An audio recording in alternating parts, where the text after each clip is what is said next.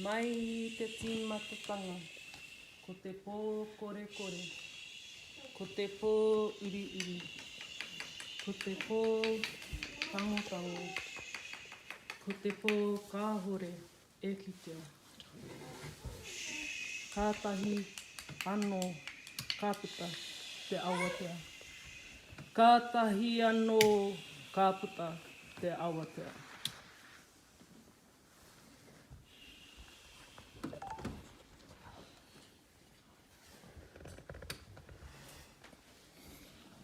Hātina. Hāputa. Ko te pito. Tū whera mai ki te kiarangi nui. Tā māua kia papatuanuku. Ko te pito. Piritia te mauri. Hei oranga wairua. Hei oranga hinengaro. Hei oranga tinana. Hei oranga whānau. Ko te pito. O tētahi mea hei whakaaro mā koutou. Kaua e aroa ke te mea whakapōrea rea i a koe. Whakatiwhera tō āhua, i tō whenua. Ki ona tao na kairu. Don't get distracted by anything. Yeah. Whatever it is, whether it's people, you shut it out. Yeah. Look at, like looking at this raka. For it to work for you.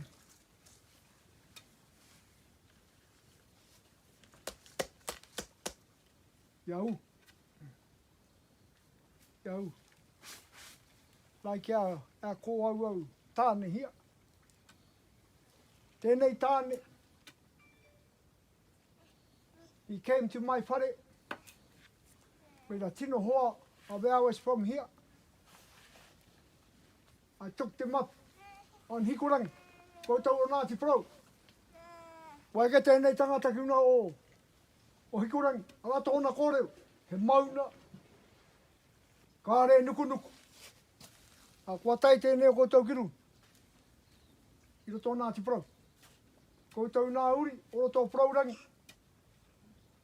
Ka mihi kia koe. E reti, te whakau mai nā mahi. A te pūtātara. Kia huwai wo huri. Tō whānau. Ki runa ia hine moana. Kai te mihi.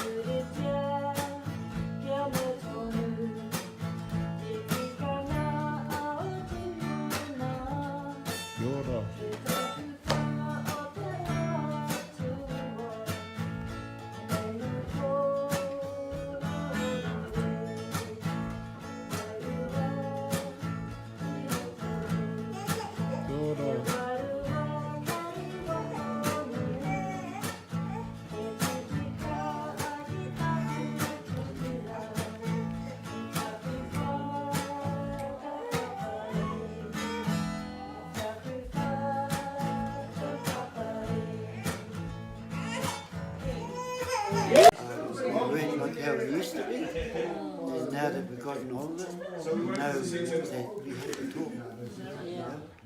It's understanding your own Understand, I don't know what made, well, you know, through my past, growing up, I was the person that they always used to say that I never listened to no one, but I was listening, and that's the thing, I was listening.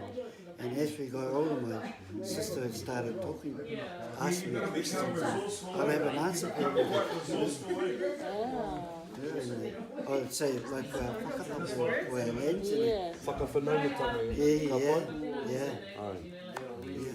And then back we get to a sharp corner up the top of the hill, and that's called Tangi Te Pōtini. And she came down to see the weather rough, but she already could see, she's a matakite, she seen what they had done, and she did a kraki and made it come like this. But the hard case thing is that it rejoined that part of the whakapapa through his death, brought her over to here, and it's only 4 generations where the Rahiri grew up and took the north and chased Te Aotearoa out of here and sent them back down the line, back down to Pāmaki. So, yeah, so from out of that we had life. But it's just amazing that we come here today and we see the water so still. But if we have a close, so Mahuika was she's the, to us we have ahure, and our ahure is if we go to Kawakawa and you just jump over that little puke, you'll get to Whirinaki, and then Opara is just across the other side. But there's a big round rock and it's got a place where they've hollowed it out in the middle, and they do kraki there, and Te Hikatu, and Ngā Te Kairewa, Ngā Te Tūpango. Every 5 years, certain few people go there and they do a kraki to Mahuika.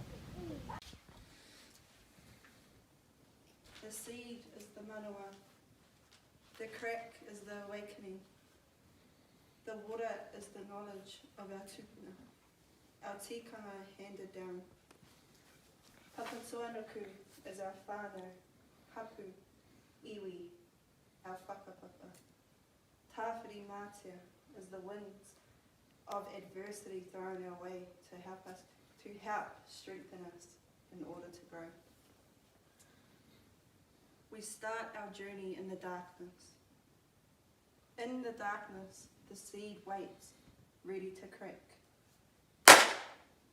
The seed plants its roots deep into Papa Tuanuku. The seed looks to Ranginui, anticipating his tears. The roots grow rapidly, holding firm into Papa against the chaotic winds of Tāwhiti Mātea.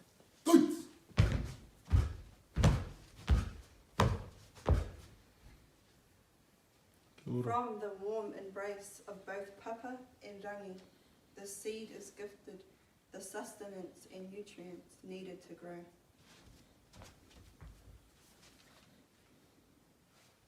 Mena e mohi ana koe, ko wai koe, no hia ana koe, tō huarahi kia uma ia koe. Kia ora.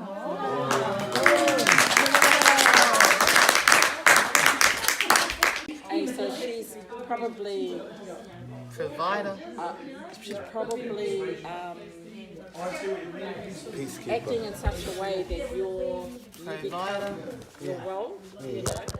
Yeah. Yeah. Cool, eh? What about you, bro?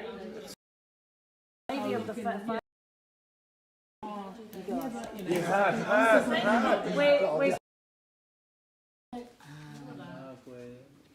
Our topic is on Aroha e Unu. We chose this one because it resonates with us as a Whanau Hapu Iwi. And over to you. Oh, yeah, also we picked the 6. We didn't go with 1, because we thought if we go with 1, we're only going to be half, not even quarter of what we're going to assess. So we thought we'd take the 6, and we came up with all these, what we thought that fit.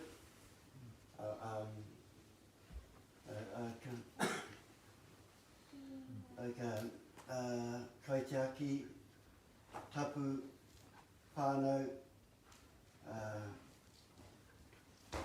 wairua, whakapapa.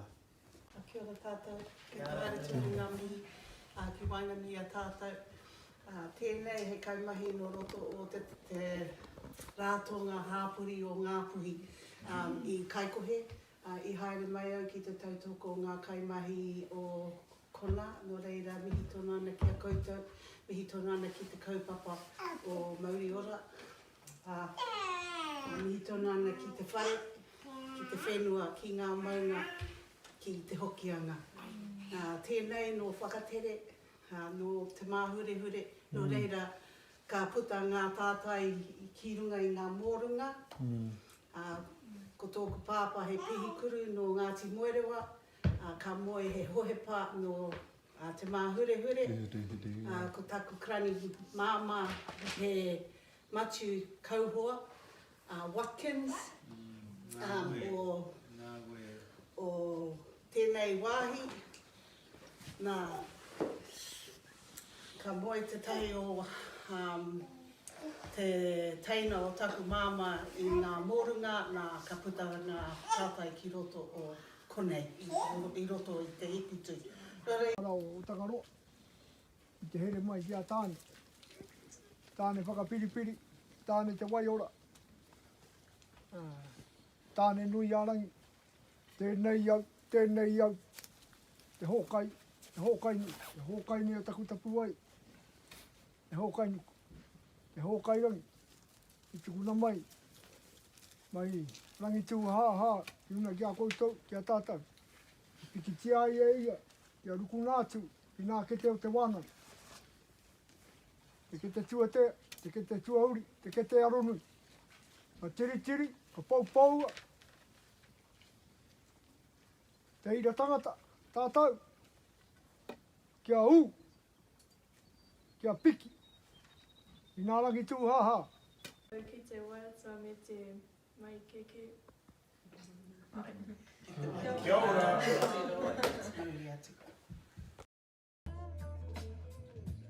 Thank